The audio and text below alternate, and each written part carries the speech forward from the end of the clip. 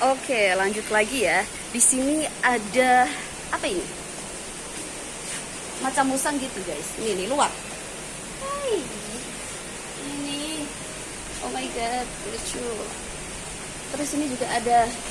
Halo, namanya rangrang. Oh ini namanya rangrang. Ini namanya rangrang.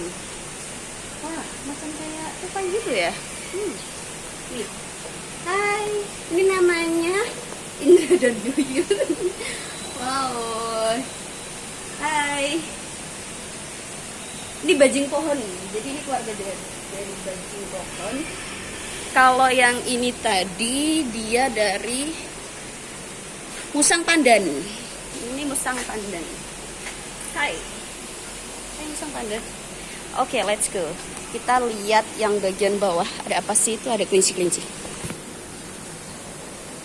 Kelincinya itu dari kelinci-kelinci luar negeri gitu. Jenisnya banyak banget. Jadi kalau buat main cukup recommended.